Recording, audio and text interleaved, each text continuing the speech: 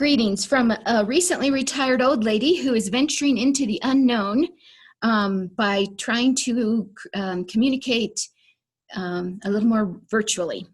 Not necessarily my comfort zone. I much prefer to just write things down and let people read them.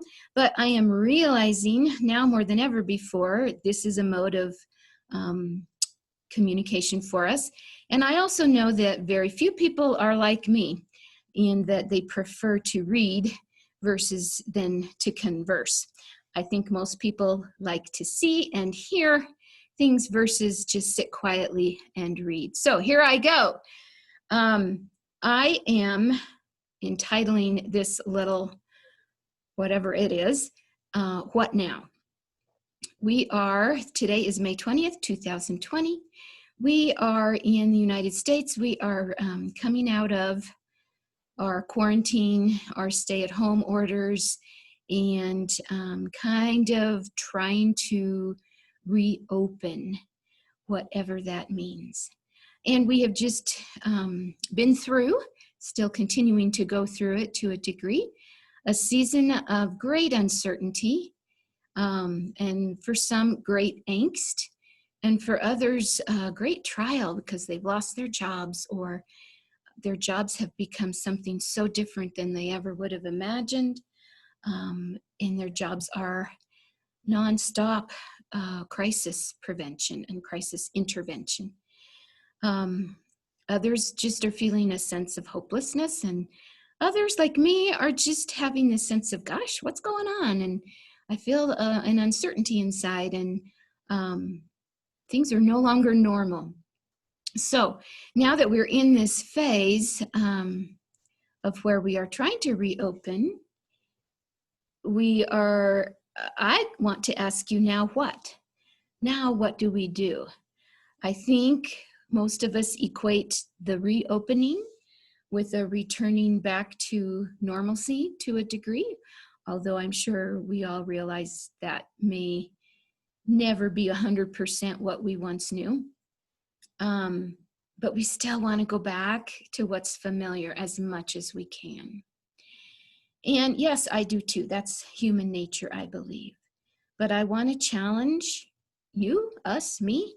I want to challenge us to not go back. I want to challenge us to ask ourselves, what now? Where do we go? What's the direction that we head in now? I applaud and cherish those in the media and elsewhere who are raising their voices to say that the goodness of humanity will prevail, that we will get through this together, and that this is our opportunity to be good to each other and to love each other. And I don't belittle that or dismiss it at all. But I do tell you that the goodness of humanity can only go so far, and the goodness of humanity can sometimes prevent us from moving further into the unknown. And by that, I mean further into the spiritual realm, where we come face to face with a God who loves us and who has a plan, with a God who has a sovereignty, who is sovereign, and whose sovereignty knows everything about our past, holds us and walks with us in our present, and has the future all planned out and mapped out for us. Only He can do that. We can't know that. And if we rely so much on each other, which is not a bad thing, but if we rely on the goodness of humanity, we might miss what God is calling us to. And I know it's hard to understand God. It really is. We're not wired that way, but He is a God that makes His ways known, and He is a God that makes His truth known, and that enacts justice and holds high to righteousness. Those might be platitude words or words that are overused, but they're very true. And He is a God that for humanity sometimes is hard to trust. we can trust each other. We can trust our own human strength and our own chutzpah or our own resilience. We can trust that because that's what's familiar. But it's hard to trust a God that we don't know inside and out. But we can learn. We can get to know him. We can get to know God at deeper levels. Every day there is something new to learn. Every moment of the day, he's willing and able to reveal his truths, his goodness, his plan, his will, even his judgments to us for good reason. I had a recent conversation, very brief, nothing big, but somebody just mentioned, regarding what's going on with this pandemic, they mentioned, is God punishing us? And without thinking, because sometimes I don't think before I speak, I just said, no, this is not a punishment. This is God getting our attention. Right or wrong, that's what I said, but I do know we have a misconception of God's judgments. Throughout history, there have been many, many, many, many times that I don't even know about where crises have happened, judgments have come, horrible, horrible things have taken place for whatever reason.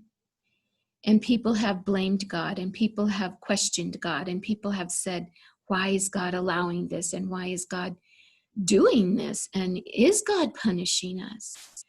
So much of that is in God's hands that I would be quite presumptuous to try to speak to, but I do know everything that happens from the hand of God is for the good of humankind.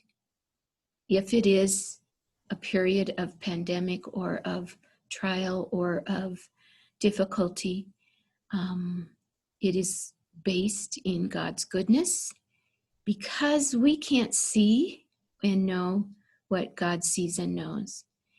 And in his goodness, he does what has to be done to get our attention and to draw us back to him.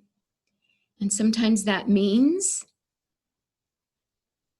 moving us away from our reliance on the resiliency and the goodness of humanity. Complicated thoughts, I know. Many of you will likely disagree, but I am old and I am retired, and I'm giving myself permission to share in a new way. If you would like to read my blog, please let me know, because I'm much more comfortable having you read my writing versus listening to me. But God bless you if you are one who is brave enough to watch this old lady with my mask who asks us, what now?